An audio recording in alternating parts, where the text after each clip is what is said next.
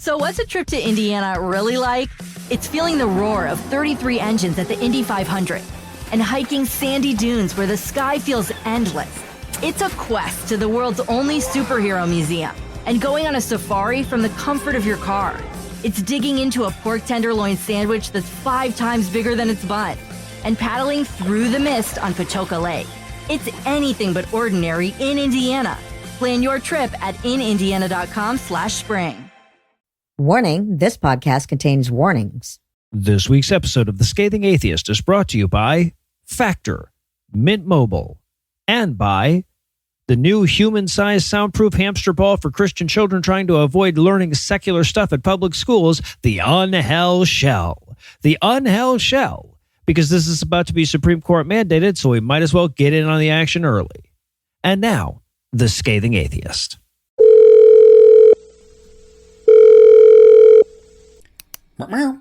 Hi, is this People Builders? Hi, this is God.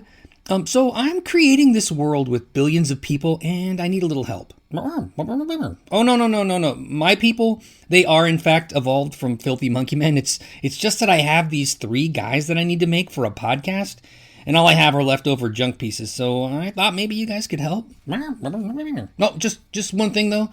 One of these guys needs to run on bourbon, another of them on weed, and the last guy, well, I mean, he's not going to run at all, but let's face it, he needs to operate on tofu dogs.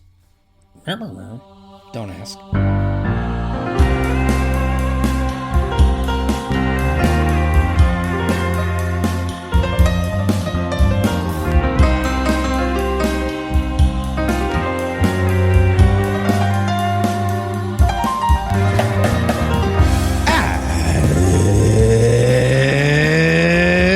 Thursday. It's April 24th. And it's New Kids on the Block Day. Well, now it's more like divorced dads on the porch day, but whatever. Yeah. How about Close it's enough. draft day? I'm Noah Lugeons. I'm Eli Bosnick. I'm Heath Enright.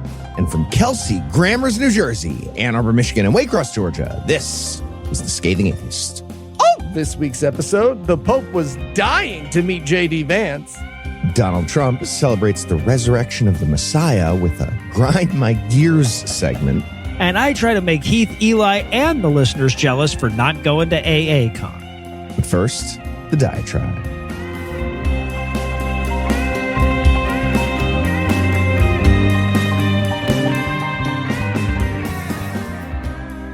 See, the problem with saying that RFK Jr. needs to get fucked in the ass with a Honda CR-V is that when I say that, you instinctively imagine it driving straight in instead of backing in with the doors open, because fuck this guy as hard as this guy can be fucked, and fuck him right in the goddamn brain worm.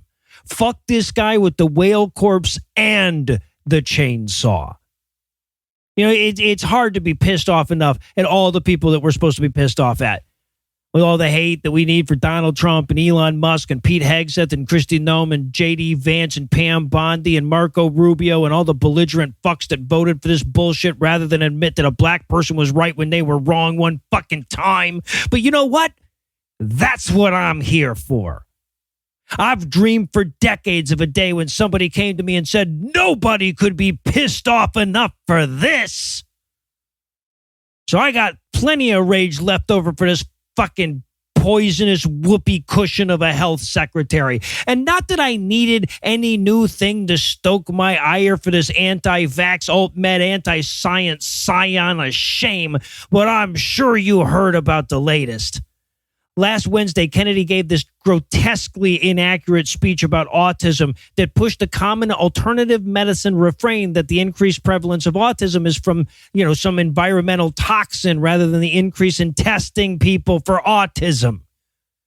He pledged to find the cure for autism by September, and he vowed to do so with a wildly unethical collection of private medical data from people's doctors, pharmacies, insurance companies, and wearable devices.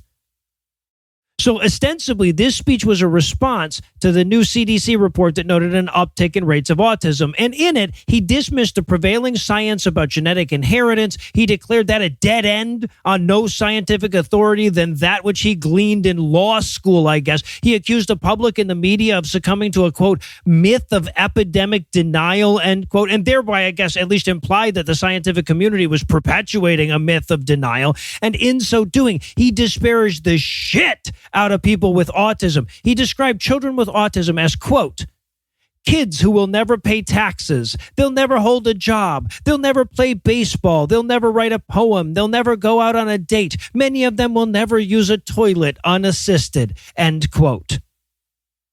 Now, of course, a lot of people's immediate response was to point out all the fucking tax-paying, baseball-playing, job-holding, poem-writing, date-going, unassisted, shit-taking people with autism that so very clearly disprove his fucking point. But as instinctual as that might be, it subtly plays into the Nazi-ass framing that he's crafted around this whole fucking thing to begin with. Right? Because, yes, there are some places on the autism spectrum where people can't use the bathroom unassisted. But so fucking what? Do we value human beings now based on how hard it is for them to take a shit? How much their existence inconveniences us? And why the fuck are the first two items on your list about productivity to the state? I mean, taxes and jobs? Holy fuck, is that how Robert Kennedy sees human beings, as potential contributors to the GDP?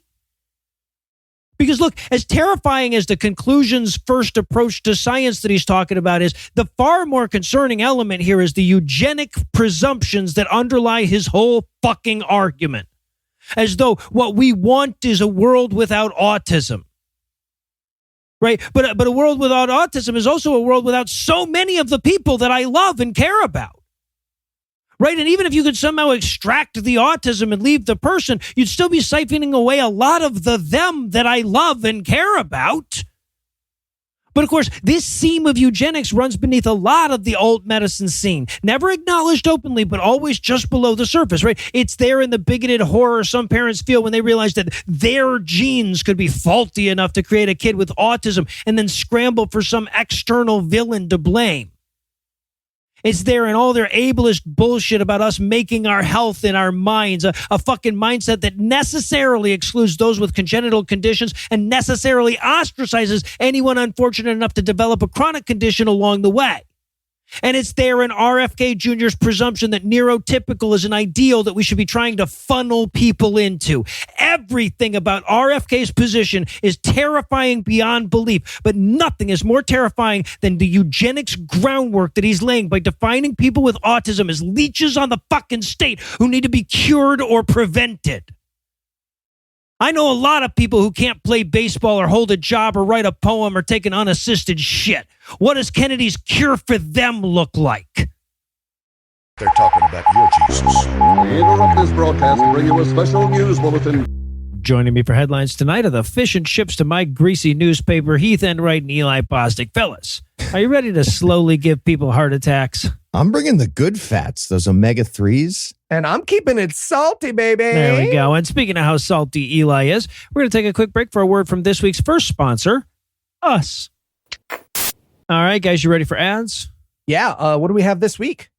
Portland Live Show? Heath, that's sold out.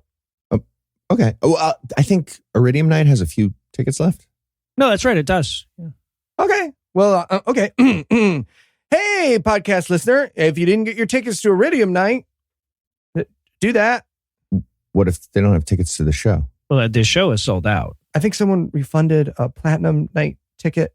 Yeah, look, two Platinum Night tickets. Okay, but those aren't going to be there anymore by the time this ad comes out. Yeah, people could check. Yeah, check. So if you wanted Platinum Night tickets, but they sold out, you can check. They might not be gone. Check. And also, if you don't have Iridium Night on Thursday, you can still get those. GodAwfulMoviesLive.com. Anything else? AACon? I just got back. Right. Mm-hmm. You guys ever look under the new videos tab in Pornhub? Okay, we can just go back to the show. I feel like an agent discovering talent. Okay. And now, back to the headlines.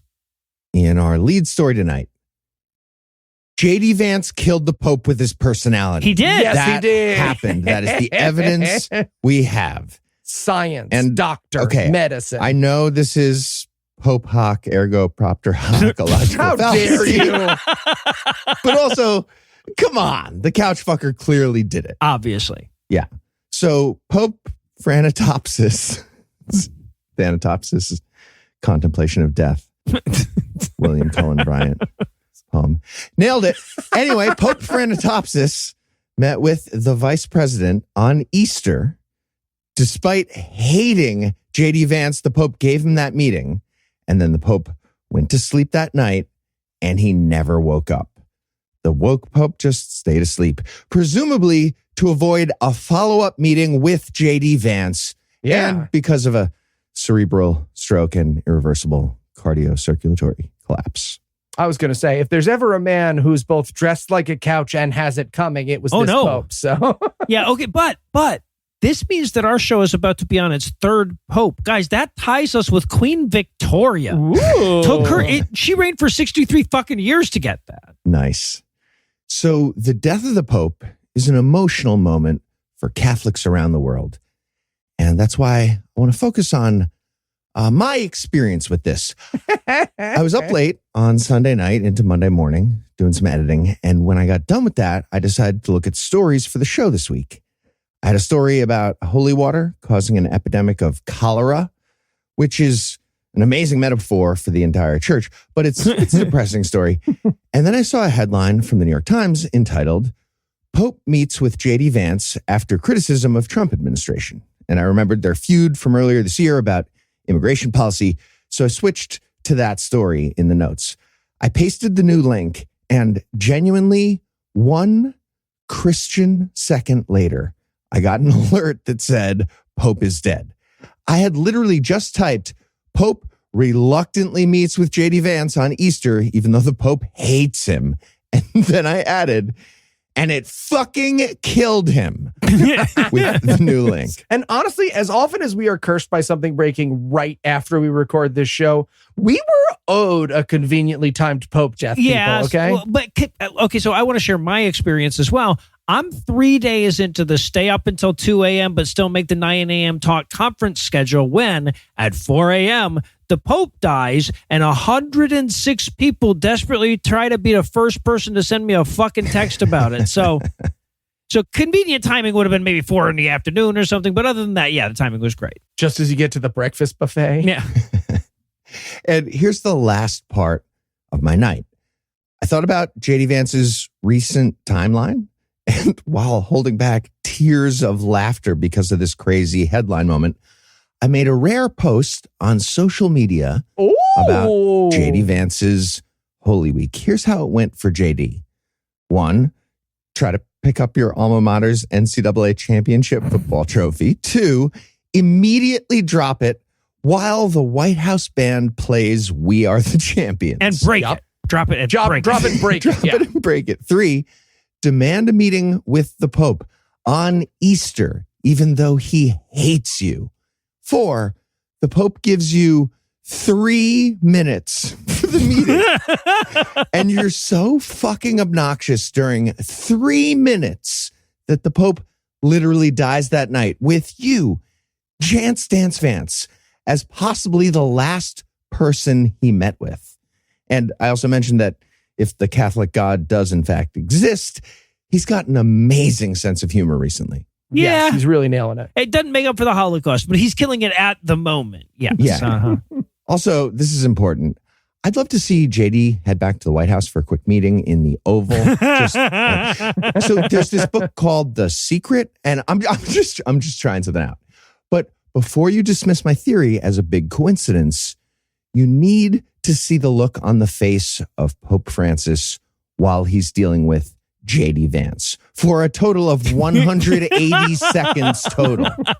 You can see the life leaving his face. Yeah, he looks like the blue meanie who got kicked out of Pepperland for kid fucking. It's What? I don't know what any of that means, but I agree that he does look like Yeah, that. that's yes. probably right. Beatles movie? Come on, old people.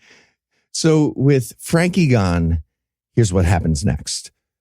First, everyone goes on Peacock to watch Conclave and finds out they just removed it last week.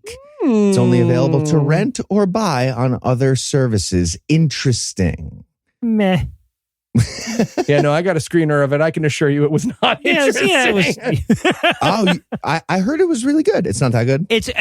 Honestly, it's got great soundtrack, great cinematography, great acting, terrible, boring fucking script, and nothing happens the entire time. Yeah. Oh. It's literally that movie they did a joke about in Tropic Thunder where the people are gay but priests.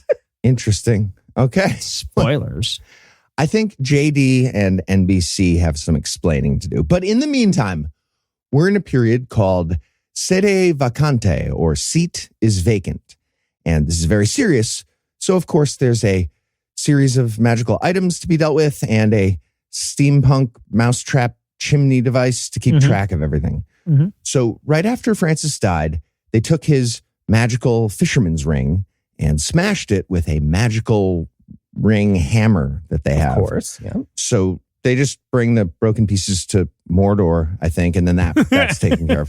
Taken care of. That's the thing. But now they have to decide on the new guy. All the cardinals from around the world under the age of 80, that's 135 cardinals total, are going to lock themselves inside the Vatican guest house for a murder mystery election period, also known as a conclave. They need to agree on the new pope with a 2/3 majority vote that's done by secret ballot. So they'll argue with each other and fuck each other on piles of Nazi gold and murder each other and keep doing votes until they reach a decision. After each vote, the ballots get burned in the official ballot stove that they have, along with an additive that gives the smoke a certain color. If the smoke is black, it means they're still not decided. But if it's white, we have a new pope. So it's the same way health insurance decides if something's covered, everybody. Yeah, except for they use an additive that sometimes makes it white at the Vatican. So here's the field of top contenders among the cardinals. I'll start with Pope Frankie's second in command, Vatican Secretary of State Pietro Parolin of Italy, the Marco Rubio of the Holy See. He's nailing it. Another option is Fridolin Ambongo from the Democratic Republic of Congo. That's cool. His name rhymes, and I'm not going to mention it or think about it every day for the rest of my life. Well, his last name rhymes with the last word in the country. Sure. The Catholic bigots are torn on him.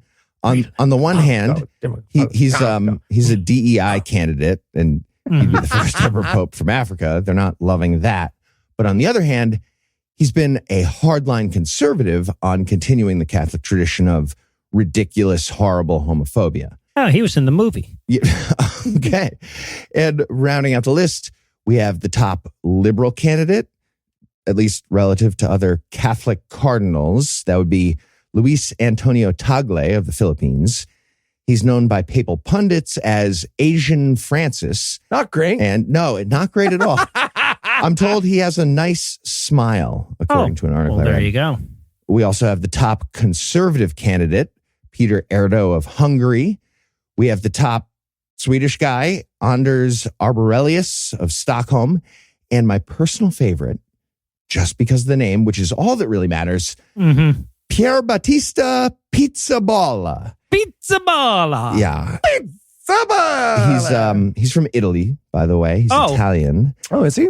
And listen, I know they pick another name if they become the Pope, but whatever. I'm not using the other name. You're fucking Pope Pizzaballa. That's all there is to it. No, if Pope Pizzaballa becomes a podcastiverse character, shit is gonna get weird, everybody, okay? You're gonna need a fucking skeleton key to listen to this podcast if I get my hands on Pope Pizzaballa. Well, I feel like the podcastiverse can branch into a timeline where there's a schism and Pizzaballa wins regardless, but I'm really just proving your point by saying we're in the schism. They take on. Yep. We're in it. This is how we never get out of the April Fool's Day episode, everybody. Okay, so naturally, a bunch of the news coverage is talking about the amazing life and career of Pope Francis. And most of it was hailing him as the woke Pope, with big compliments about all his progressive liberal influence on the church. So congrats on that, I guess. The bar for being the wokest Pope is lodged in a ball of iron nickel alloy in the inner core. You managed to clear it. Great work, whatever. I will give him some credit on being an advocate for immigrants and refugees and being anti-war, message of love. Okay. And he told J.D. Vance to go fuck himself with his dying words. So you get a bunch of Heath points right there. Sure. But otherwise, he's just Elmer Fudd in a sillier outfit saying homophobic slurs and not fixing stuff. And that's the big key for me.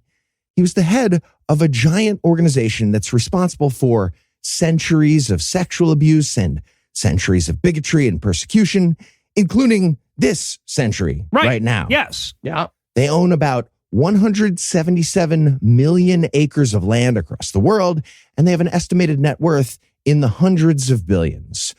The Pope is the king of that and the conduit to the God of the universe, as they understand it. So at any moment, Frankie could have been like, bring. Oh, hello, God. What's that, God? You want me to let women be priests and pay all the abuse victims and bless all the same-sex marriages and create a giant endowment for UNICEF? Okay, no problem, God of the universe. Guys, that was the God of the universe. We got to do a thing. But Frankie did not do that. He never did anything like that. So, I don't know, fingers crossed for the pizza baller becoming the new shot caller and doing the right thing, or maybe the smile guy from the Philippines. But sure, I'm not holding my breath. And in putting the ding-dong and non-binding dong news tonight. So good. Oklahoma and Indiana are in varying states of passing state resolutions about how swell their Lord and Savior is. And since the only thing that such a resolution can do is alienate non-Christians, belittle non-believers, and shove the wedge of theocracy just a little further into the door, the sponsors of those resolutions insist that they actually don't do anything at all. Is their argument. Their argument is that they're completely wasting the time of the state legislatures because the truth is far worse than that. What do you do? It's like they had a sub that day at the legislature. Just like, all right, slow day at work, guys. Everything in Oklahoma is fucking great. Yeah. You wanna resolve a thought and write it down? I don't know. Okay, but only if it definitionally excludes a tremendous amount of humans, all right? I'm not just doing it for fun. Are you an Oklahoman? That doesn't sound like Oklahoma. That's what I was aiming for. So we're going to start. A lot of notes today. You're all the way up in Minnesota, man. Yeah, you're quite far north. Just join me over here in the corner. Have a quick word with you away from the podcast. People from Minnesota move to Oklahoma sometimes. I'm fucking losing it. Piece of shit. So we're going to, unlike Eli's accent, we're going to start in Oklahoma, where a resolution is already passed on a 71-16 party line vote, right? This is already passed. Now, the wording of this resolution, it was very clearly crafted by some fucking lawyer who is desperately trying to find a way of saying Jesus is the best of the gods without violating the First Amendment.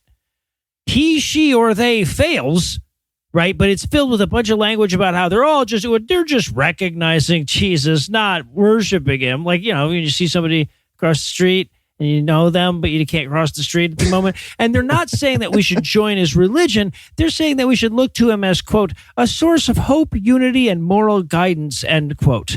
It honestly, it might as well end with the words, not violating church-state separation, can't get mad. Stop resolving yourself. Why are you resolving yourself? We just think Jesus was a swell fella. What you do about the fact that he was the son of God is up to you. You know, that's none of our business. Exactly. Now, of course, Democrats in Oklahoma did get mad. They used the tiny little window Republicans provided for debate to emphasize that point, which is easy to do when your minority whip is also a regional governmental affairs manager from the Freedom from Religion Foundation. That is non-monkey with both an EY and an EE, Mickey Dolenz. And he fucking nailed his time. After he wrapped the bill's sponsor in a nod about how, you know, all the resolution is doing is acknowledging that many Oklahomans find Jesus inspirational and a great moral foundation, and no non-Christian should have any problem with that whatsoever. Dolan says, okay, so you would sign on to a similar resolution about Allah then? To which the dude responded, ... like, you know, just a long fucking pause. And then he says, quote, that's not addressed in this resolution, so I'm going to decline to answer that one. End quote. I'm sorry. What? ... Give me a sec. It's not. Dad. Dad, Mickey's switching out single words and making me look dumb again. Dad. Yeah. Right. Look, I know this isn't funny, and I know that people have to like keep doing their jobs, but just once when this happens, I would like when someone responds in that snake-like way for the other person to go, no, you have to answer the question, Greg. I know the magic hammer rules say you don't, Yeah. but you have. I'm here and Right. a real person, and you have to. Yes, and I just asked you a fucking question. Right. Can I have the steno read back? He has no answer. He's an idiot. Great. Yeah, right. dot, So, dot, yeah, dot. Yeah, so I guess once they saw this one pass, Indiana decided that they wanted in on the action, so they crafted a far less lawyerly resolution that just says, we all love Jesus the most possible times infinity squared, or whatever. It even says in the resolution that the State House is, quote, unified in its steadfast commitments to individually and corporately returning to God and upholding the biblical principles set forth in the Word of God, end quote. Which is a hell of a statement for a resolution that has zero chance of passing unanimously. Okay, it's all the kids at the Model UN conference who got ignored completely. Just like hundreds of nerds figuring out carbon sequestration or whatever. And then a Christian kid interrupts. Can we resolve that God is the coolest? Yeah. And everybody's like, all right, there's the magic room down the hall. How about you check that out? No, and like I said, the people defending these bullshit resolutions, they're going to emphasize the fact that they're not laws, right? These are more like legislative press releases. And that's true. But just because they don't carry the weight of law doesn't mean they don't matter. I mean, think about how they argued that In God We Trust had been so bleached of meaning that it was actually secular. And then they used its presence on so much government shit as proof of how the government always endorses Christianity, and that's okay. Right? And that's to say nothing of the literally any useful or even harmless thing that they could have been doing with the same time. And while you're wondering how the fuck I'm not having another heart attack trying to cover these stories, we're going to toss you over to a word from our second sponsor this week, Factor. Come on, not pizza again. What? I've got double coupons. Heath, it's too much cheese. Do you hear yourself right now? Hey guys, what's going on? Oh, hey, Noah. We can't decide what to eat for dinner. Yeah, we want something delicious, but we don't want to waste our time cooking and cleaning up. Well, why don't you try Factor? What's Factor? Mine. Obviously not. It's obviously Challenge. mine. I use my challenge. Seriously? You're using your challenge for the month on that. I have now. it, and I would like to use it. With Factor, you get quick and delicious meals delivered straight to your... Porcelain fugue. Come on. You calling a porcelain fugue? I'm calling a porcelain fugue. You're abusing the system. Whatever. Name it. Okay. Podcastiverse duel. Fine. Permadeath. What? Not mid-season. No. With Factor, you can have April. quick and delicious meals We're delivered not to your paying for the door. ad, Noah. Name your champion, Heath. Okay. Cecil Boston Lady. Easy. Fine. Don Ford. What? He's not podcastiverse. His He's real. characters are podcastiverse. Damn you straight to hell. Yeah, they're not going to pay for it. And in super duper intendant news, when a few of you sent us word that a hate pastor was trying to stop a school administrator from becoming superintendent, I have to admit I was hesitant to cover the story. We see enough gay person loses their job for being gay stories during the good times, and it feels downright sadistic to talk about it now. But when I learned this week that he was a miserable failure at said attempt, I knew we had to talk about it. Okay. I love it when a pastor loses to a teacher because the pastor thinks they're a teacher, but with like real magic too. And then they still lose. Like that's gotta hurt. Yeah, no, that stings. Right. Well, because, your cognitive dissonance now has to choose between questioning your God's existence, questioning your God's valuation of that other person's morality, or questioning your God's view of you in comparison to that person's morality. There is no easy out from there. So big thanks to Foxfucker for sending us this story to scathingnews@gmail.com. Okay. Foxfucker understands that when you send us atheist news to scathingnews@gmail.com, we'll read your name as Foxfucker with no judgment at all. Assuming this is a furry thing and not an animal abuse thing.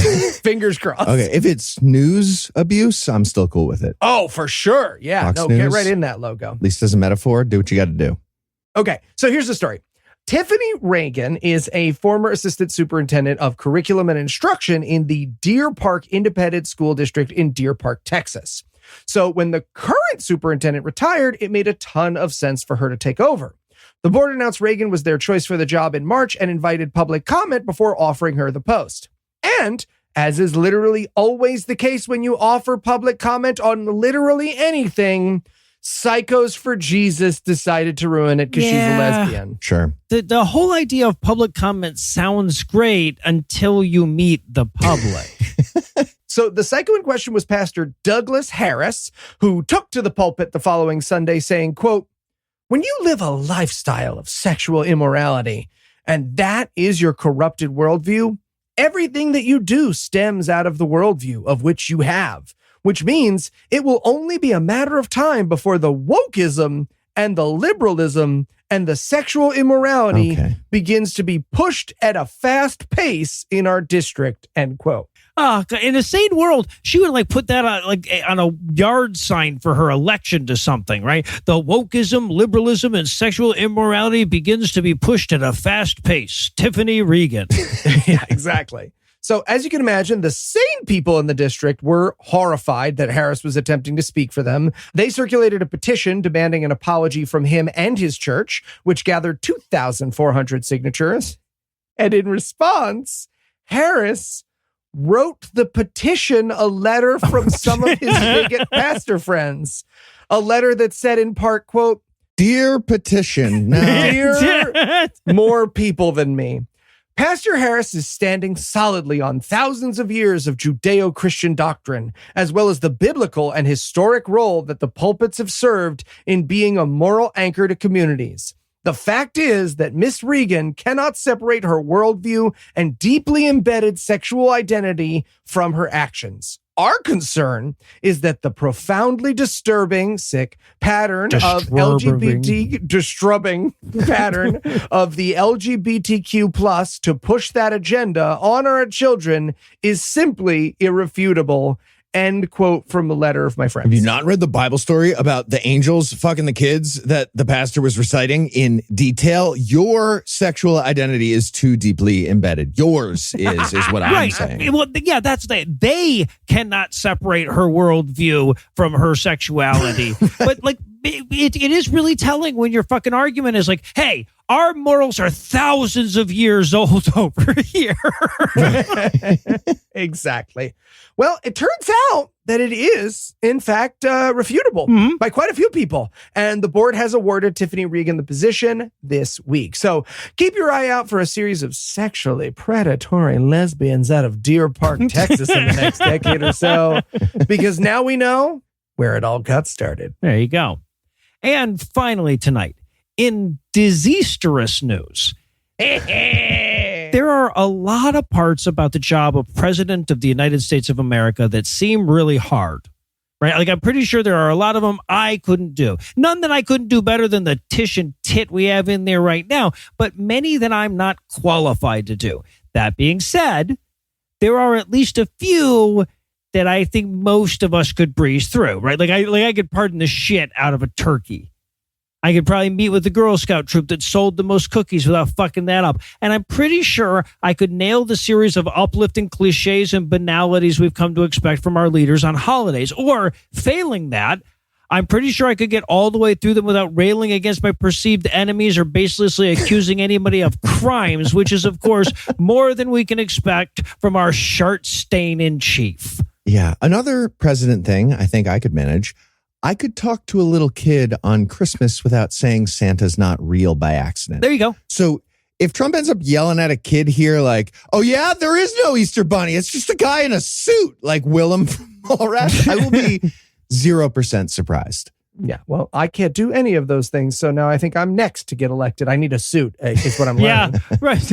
You have one. It's just got pigeons secreted away in it. It's true. Which would be great for a lot of presidential shit, right? We got to break everybody bad news, but hey, magic. Check out the pigeon. Yeah, I make your rights disappear. So Trump's Easter message is too long and rambling to quote in its entirety here, but the highlights include accusing Democrats of trying to fill the country with, quote, murderers, drug lords, dangerous prisoners, the mentally insane, well-known gang members, and wife beaters, end quote. Railing against judges that have ruled against him, whining about how incompetent Joe Biden was, and, of course, claiming that the 2020 election was stolen. That was his Easter message. And it's not like a toadstool. It's a good shape. It's a good shape. Anyway, he is risen. God bless America. Yeah, right. Easter, whatever. Also, I know this feels like a minor point, but you're a court-adjudicated wife beater, Donald Trump. Why would you come for your own people like that? I don't get it. Yeah, okay. So for obvious reasons, the wall of text with all that shit in it is the Easter message that's gotten all the press. But I want to draw your attention to another missive that he finger shat onto social media on Easter morning, in which he promised to make America, quote, bigger, better, stronger, wealthier, healthier, and more religious than it's ever been before, end quote. Okay, ridiculous Easter thing. My favorite part of the day, though, was Trump and Pete Hegseth trying to defend the insane breach of national security that happened while standing next to the Easter Bunny. Yeah. Bunny checks its phone, shows the press a bunch of blueprints just pointing. But circling back to that message, look, nothing encourages me more about the future of American secularism than knowing that Trump is going to make America more religious with the same means and competency with which he's making it wealthier and healthier. But the very fact that he thinks that's a goal that he should admit to publicly is a potent reminder that you don't have to be able to define theocracy to create one. And on yet another terrifying reminder of why we're here in the first place, we're going to wrap the headlines for the night. Heath, Eli, thanks as always. Jumanji. And when we come back, that music that just started will fade back out.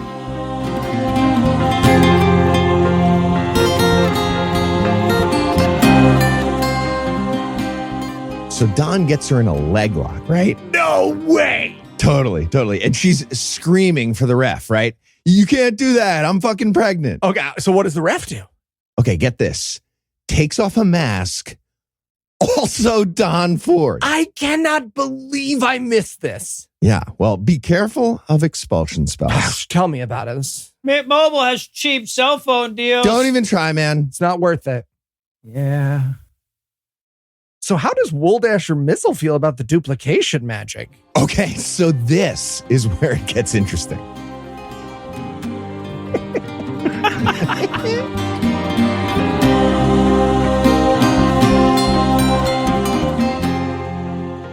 It's become a bit of a tradition on this show that after we attend big atheist and skeptic conferences, we devote a segment to our top 10 memories from the event.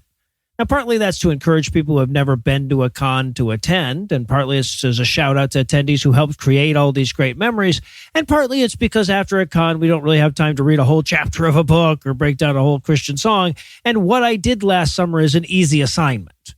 Yeah, I always cheated and just told everyone the plot of I Know What You Did Last Summer. I spent a lot of time in the counselor's office. Bet you did. That's best. However, this year, because of wedding planning obligations and babysitting requirements, respectively, Heath and Eli were unable to attend this year's American Atheist Conference, leading us to the conundrum of whether we'd still do another segment about that, even though it would just be me telling the guys all the great shit they wanted to do but couldn't, which seems cruel. So without further ado, here are my top 10 memories from AACon 2025. Sounds so fun. Number 10, winning at trivia.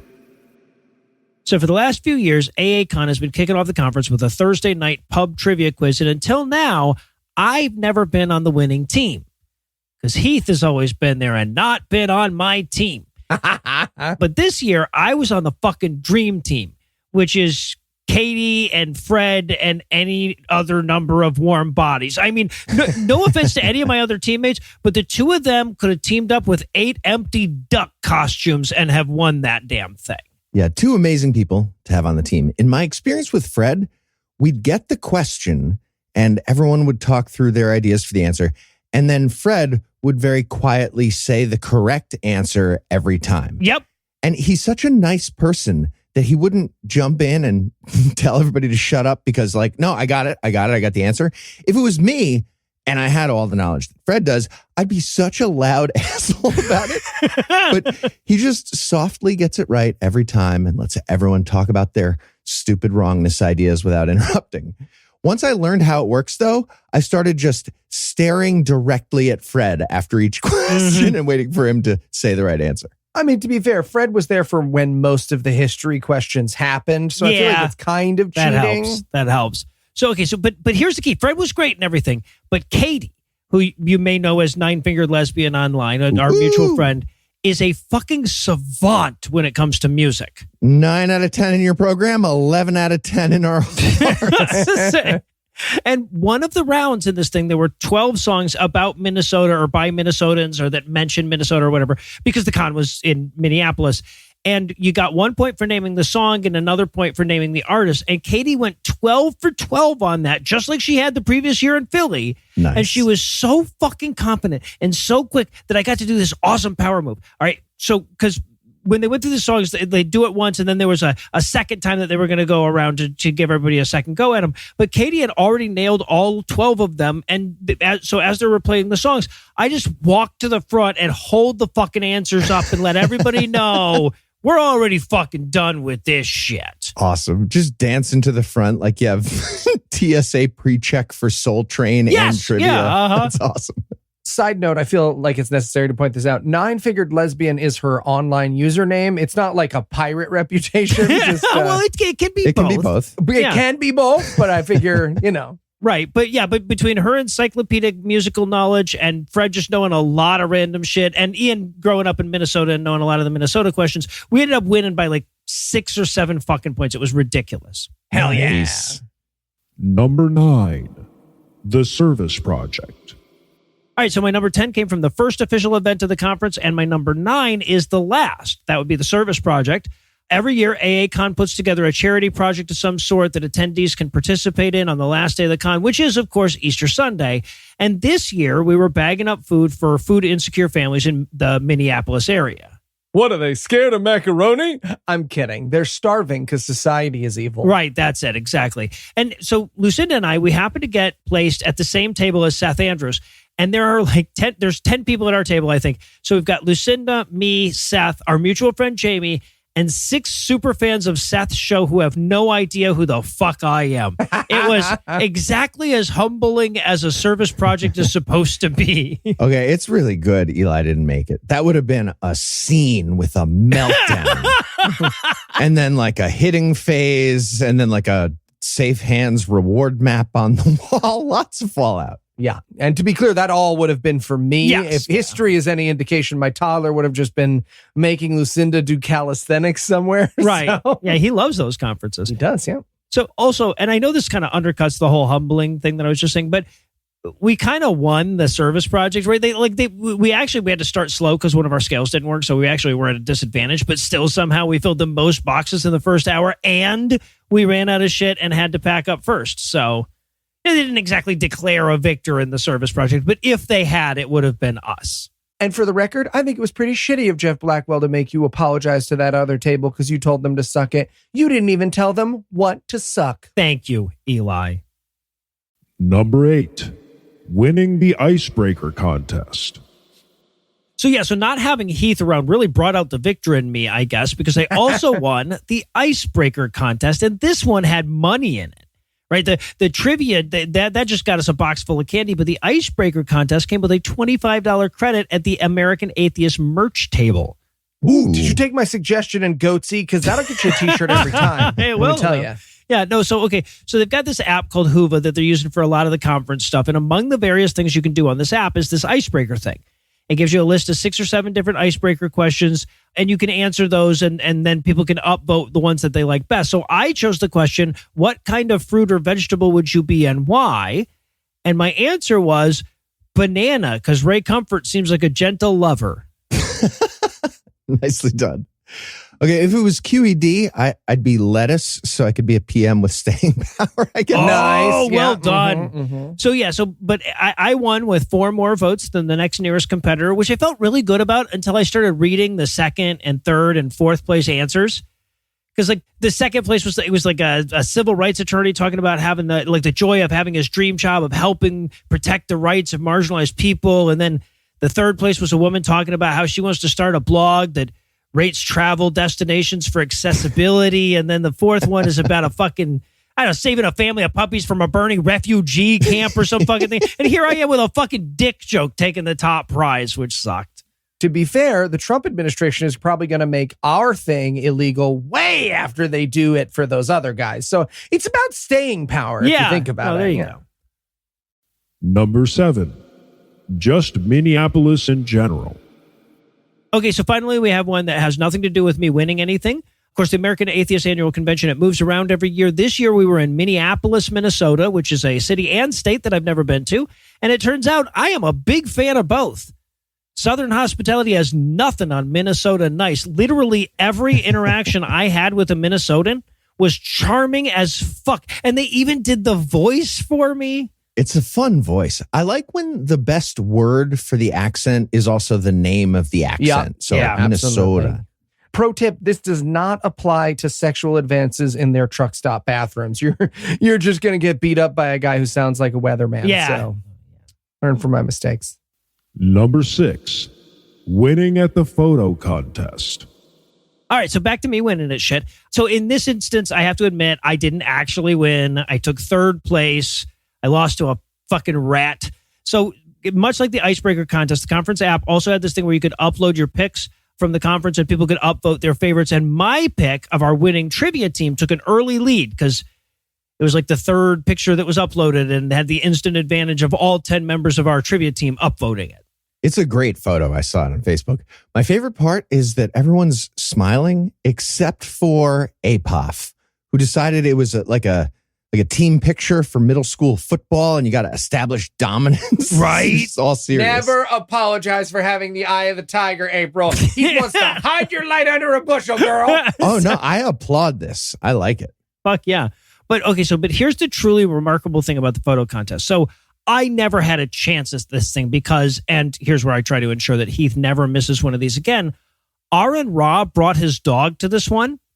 His Great Pyrenees named Falcor. He big. And if you are not familiar with this breed, we're talking about a white dog the size of a fucking motorcycle, right? Like if it stood on its hind legs, this thing would have been taller than me. So the photo that took first place, of fucking course, was Lucinda with Falcor. In fact, 3 of the top 10 photos were Lucinda with Falcor. Okay, so I love the idea of a Great Pyrenees named after a luck dragon, and it fits perfectly. If you met Aaron Ra and you knew nothing about him, you'd be like, cool, good to meet you. Where's your luck dragon that you definitely have as a pet? Yeah. Mm-hmm. Right. But here's the thing about Neverending Story. It traumatized my entire generation. And they made us mine. watch Artax die in the swamp. So we're already weeping uncontrollably from that. And then they also kill Falcor. We don't see it, but it's implied that the nothing consumes him. Mm-hmm. And the movie claims they didn't show that explicitly because it might traumatize an entire generation. What the fuck?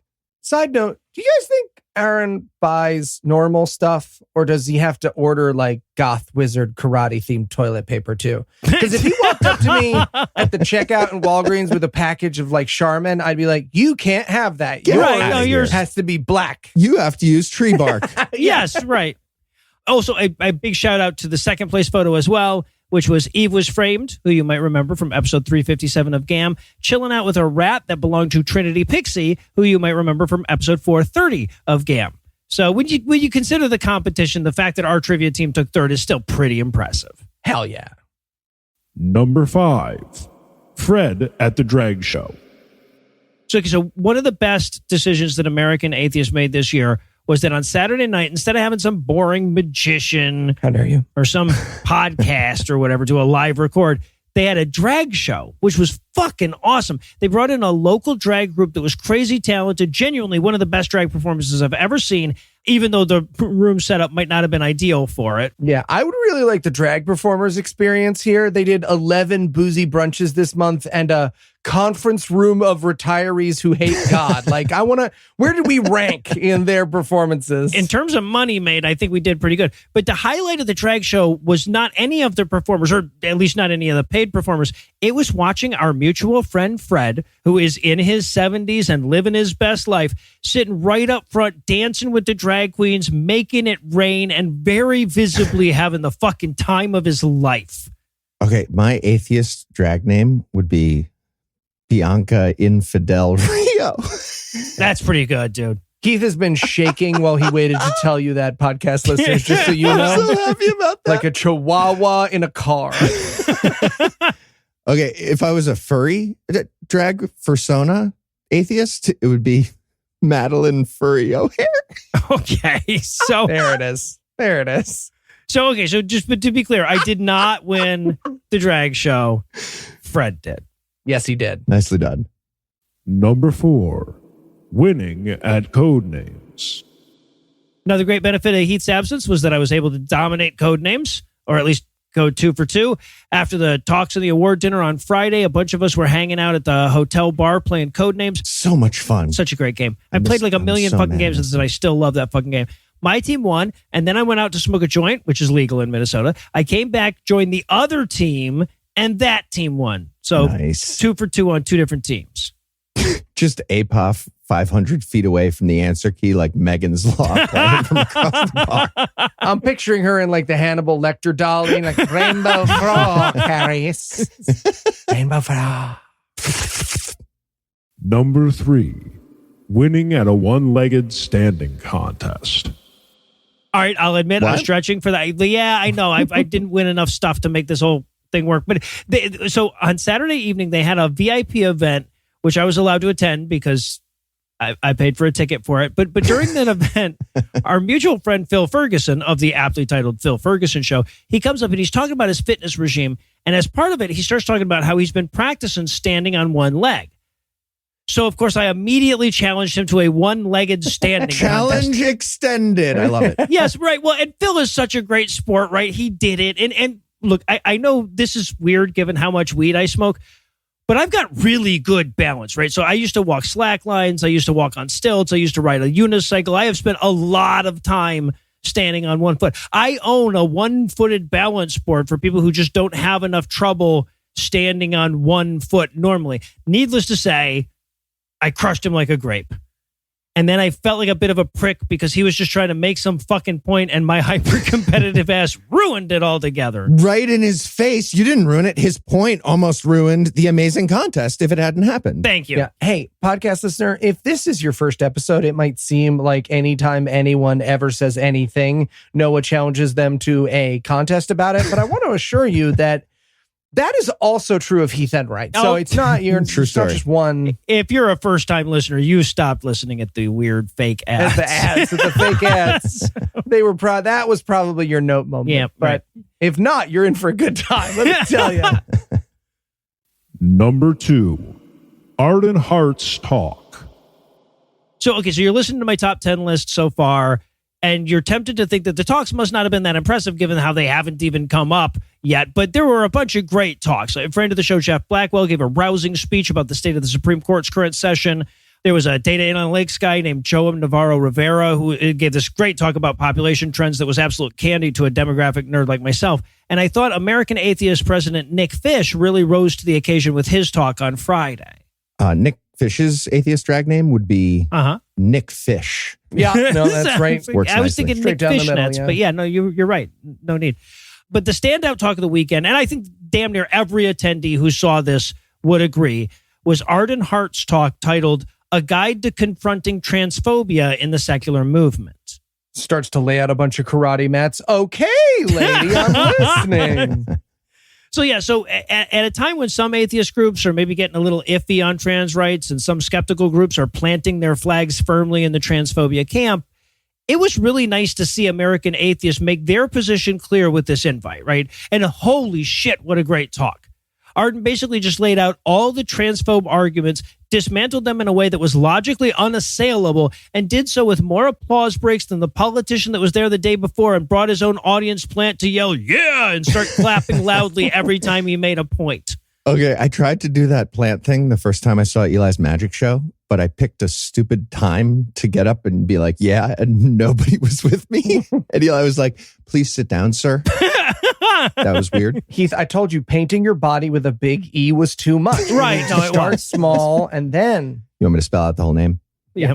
Okay. And I should note that I asked some folks with American Atheist, and they assure me that talk will be available online in the near future. So if you missed it, or if you just want to be able to share it, you saw it, you still want to be able to share it, we'll keep you posted. Definitely worth an hour of your time or so when it comes out. And at Number 1. I'm actually going to diverge ever so slightly from tradition, because normally I always have the same number 1, and that number 1 is meeting our listeners. That's the main reason we go to these conventions in the first place, and it's always the most fun that I have. And it was again this year. But instead of just giving that blanket answer, I want to focus in on one single listener that I met. Noah, if this is you and you declare yourself the winner, you're not allowed to go to Stuff Alone anymore. Just so you know. That would be a great use of a technicality, though. Put it on the board. Who am I, Michael Marshall? No, of course it's not me. Now, I didn't ask her permission to share the story, so I'm not going to give her name, but I met her on the first day of the conference, and she clearly suffered from some pretty serious social anxiety. She was so nervous to meet Lucinda and myself that she was literally shaking, right? It was clear that she was overcoming some serious shit to come up and introduce herself, but she did so, and we were flattered that she considered meeting us to be worth so much social anxiety. Yeah, I usually tell people they're not shaking enough when I meet them, so must have been a nice change. No, yeah, right. Then we saw her again the next day, and she was a little less nervous, and the next evening she was a little less nervous, and by the final day, we were chatting like old friends. Our sort of weird extended convention family had pulled her in close, and she felt so comfortable that she was already planning to come to our next live event that isn't sold out. Oh, I love that.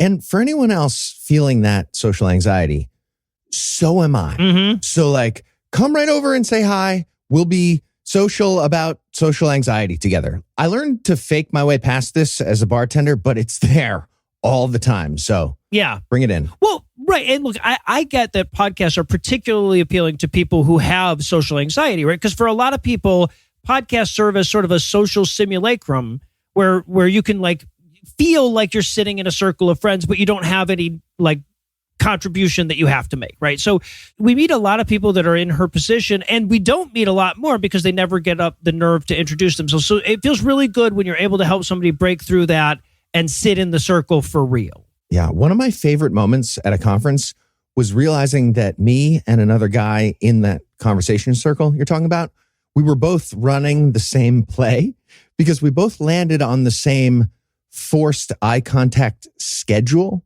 We were both doing look up, person 1, person 2, person 3, done.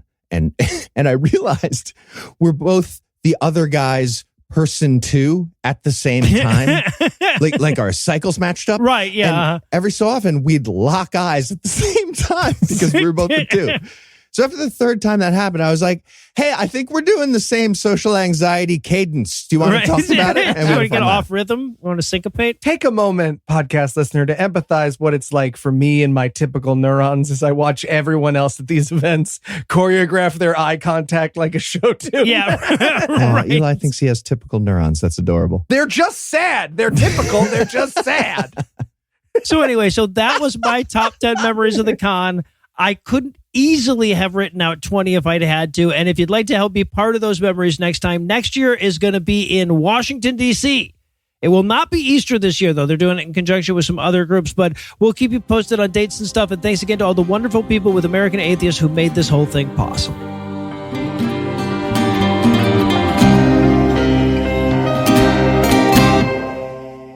Before we melt back into the background, I want to remind you that if you see any pigeons who seem like they're up to some shit, you can report them to anti-Christian bias reporting at va.gov. Anyway, that's all the blasphemy we've got for you tonight, but we'll be back in 10,022 minutes with more. If you can't wait that long, be on the lookout for a brand new episode of our sister show's Hot Friend GodAwfulMovies, debuting at 7 Eastern on Tuesday, and an even new episode of our half-sister show Citation Needed, debuting at noon Eastern on Wednesday. I got most of the words that time. Obviously, I can't call this an episode if I neglect to thank Heath Enright for the epi part and Eli Bosnick for the sewed part. Also want to thank Lucinda Lugeons for always being a fucking delight to be around. Also want to thank @What'sBrew on Instagram for providing this week's Farnsworth quote. Normally, we try to keep those under 30 seconds, but yours was too good to pass up. Thank you. Appreciate it. But most of all, of course, I want to thank this week's best people: Robert Lessimer, LOL Mahmood, Lilith 210, Seth Ekins, Erica, Dennis, Nigel, and Shadowhammer. Robert Lessimer and Mahmoud, whose intellects are so vast the James Webb telescope would have to get further away to see all of them. Lilith Sethikins and Erica, whose skills with a blade would be a plausible explanation for what happened to the dinosaurs if we ever discover time travel. And Dennis, Nigel, and Shadowhammer, whose cocks are so infamous their name is an acceptable term for rooster. Together, these 9 naughty non-believers nudged a nubbin of normalcy towards non-belief this week by giving us money. Not everybody has the money it takes to do that, but if you do, you can make a per-episode donation at patreon.com/ScathingAtheist, whereby you'll earn early access to an extended ad-free version of every episode, or you can make a one-time donation by clicking on the donate button on the right side of the homepage at ScathingAtheist.com. And if you'd like to help, but you must first defeat the dark half of yourself in the realm between realms, get on that shit. And in the meantime, you can also help a ton by leaving us a 5-star review, telling a friend about the show, and following us on social media. And speaking of social media, Tim Robertson handles that for us, and our audio engineer is Morgan Clark, who also wrote all the music that was used in this episode, which was used with permission. If you have questions, comments, or death threats, you'll find all the contact info on the contact page at ScathingAtheist.com.